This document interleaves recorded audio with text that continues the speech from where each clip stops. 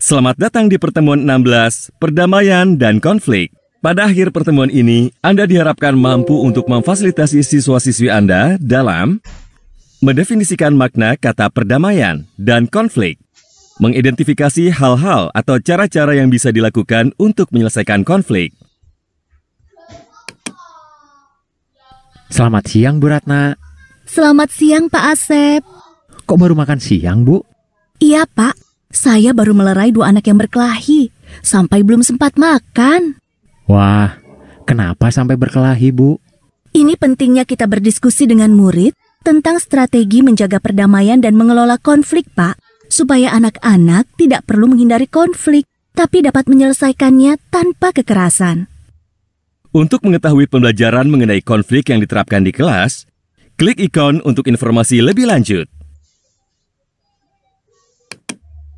Pada dasarnya, konflik adalah sebuah perbedaan pendapat dengan emosi atau perasaan kuat yang melekat padanya.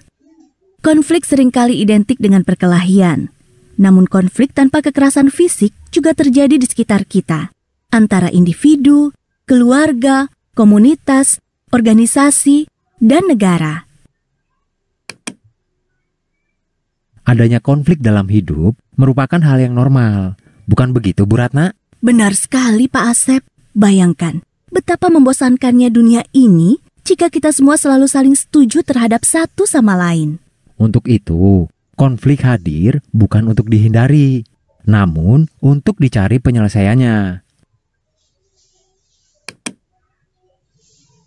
Kata konflik identik dengan kata perdamaian.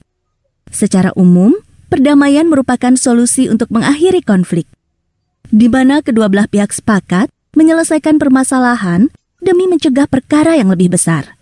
Untuk dapat mencapai perdamaian, seluruh pihak akan mencari sebuah solusi, bukan hanya kepuasan satu pihak saja.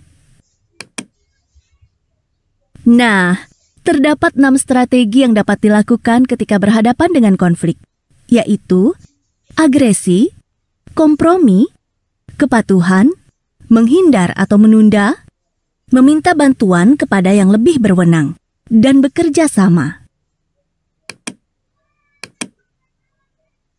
Cara pertama dalam penyelesaian konflik yaitu dengan strategi agresi atau si harimau.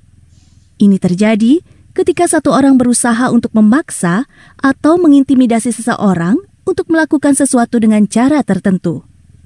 Contoh-contoh agresi termasuk perkelahian secara fisik, berteriak, menghina, atau memanipulasi. Yang selanjutnya adalah kompromi.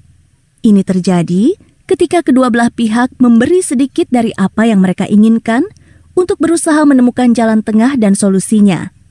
Hal ini terkadang disebut sebagai sebuah situasi yang saling menguntungkan atau win-win situation. Cara yang ketiga adalah dengan strategi kepatuhan atau submission, yang terjadi ketika satu pihak menyerah dan membiarkan pihak yang lain menjalankan sesuatu sesuai dengan kemauan atau pilihan mereka.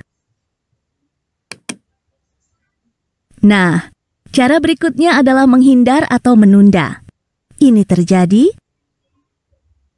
ketika orang-orang menghindar dari konflik dengan cara bersikap seolah-olah tidak ada masalah.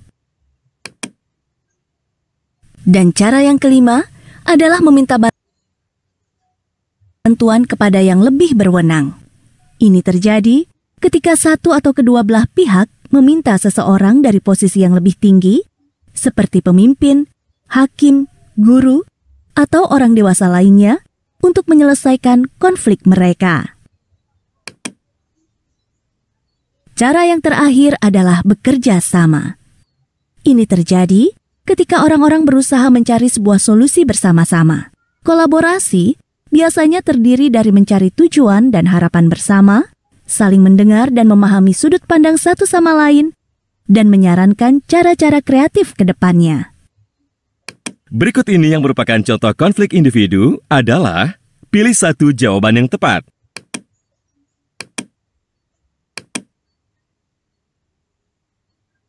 Ketika satu orang berusaha untuk memaksa atau mengintimidasi seseorang untuk melakukan sesuatu dengan cara